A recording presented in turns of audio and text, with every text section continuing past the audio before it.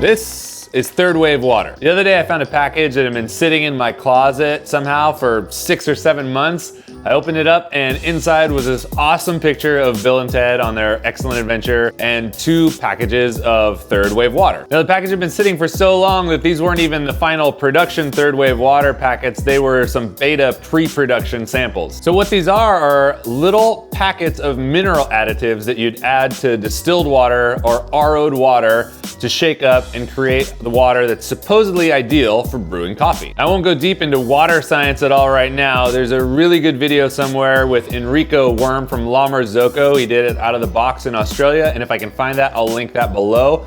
But basically, you want a certain hardness of water to maximize your coffee brewing. But in addition to wanting a certain hardness of water, you want a certain mineral makeup of that water as well. So in Santa Cruz, the water is really, really hard. So at the shop, we have to use an RO to take everything down to 0 and then add back in what we need to create water that's good for us. Now, most people don't have this option at home, so hence the idea for something like this. Now, I'd never used these before, so I was really curious to give it a go.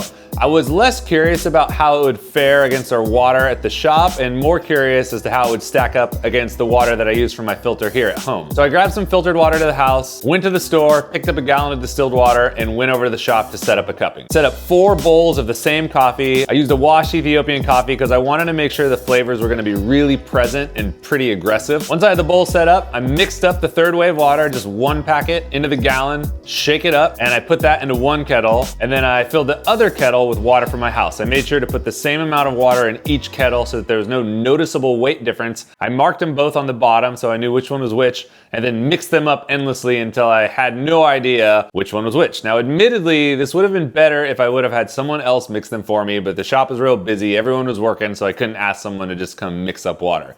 So you'll have to trust me in that I couldn't remember which kettle had which in it. First 2 bowls I did with water from Mystery Kettle A, and the second 2 bowls I did with Mystery Kettle B. When I started pouring the water, I noticed a visual difference between the 2 sets right away. Each set just looked a little bit different texturally. When I got into smelling the aroma on the first set was nice, but then when I switched to the second set, it's like someone cranked up the volume on the aroma. The aroma was much more present and the flavors were much more easy to discern. This trend kind of followed through the break when I broke the crust.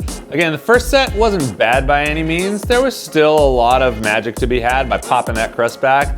But when I got to the set furthest from the camera, once I pushed that spoon through there, it was like, boom! Everything just kind of fizzled. It was a little more effervescent and just more presence. Once I got into tasting, this trend continued, but there was this little added layer.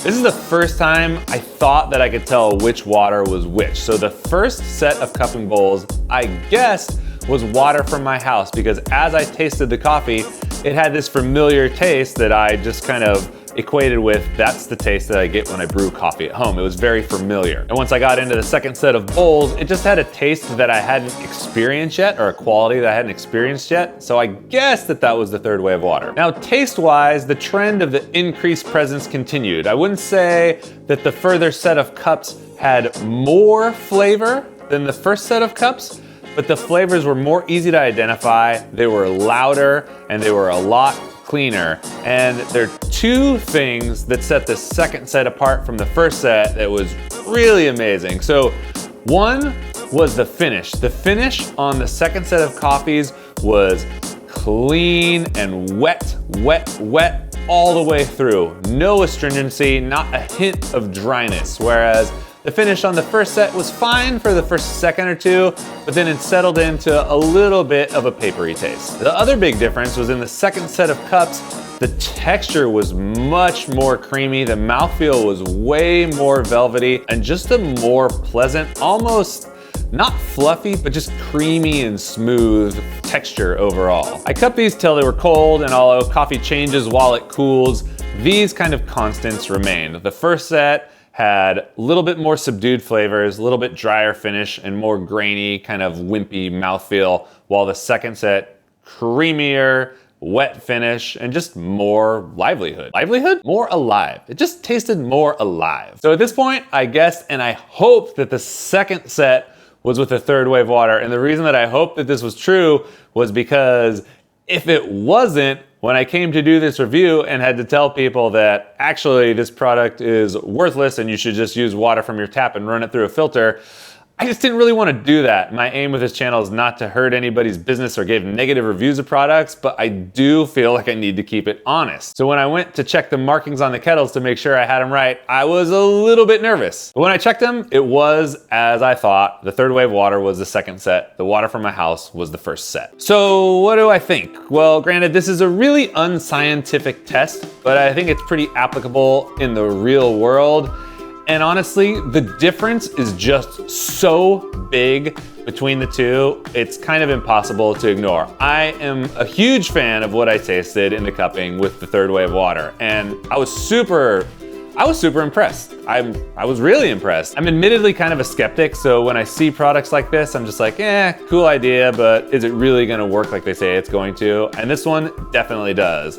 Now, this is the beta pre-production version, so maybe they've made some changes on it to the final product, but I can assume that it's at least this good, if not better. The only real downside to a product like this is usability. It does force you to go out and buy distilled water or buy RO'd water. I actually have a water store 1 block down. I can go do that. But it's a bit of a pain depending on what your routine is like. And I think the best application for this is at home. I don't think it has a huge commercial application. Although my friend Jonathan, who's the green buyer for Toby's Estate in Brooklyn, I know uses these in his cuppings because he's got a really unique makeup where he's at in the city with his water, and he'll cup with the third wave water to get an idea of how the coffee's tasting elsewhere in the world. So yeah, if you're a super coffee geek, it might be worth giving it a try. They've got a standard one and one for espresso.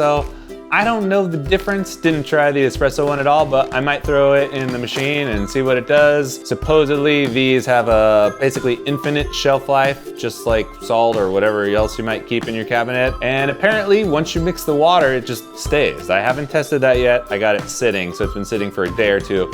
We'll come back and see what happens. So yeah, for hyper coffee geeks, give it a try. You probably can't lose. Worst case scenario, you do an experiment and have a little bit of fun.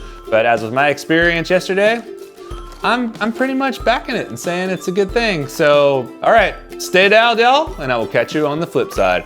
Peace.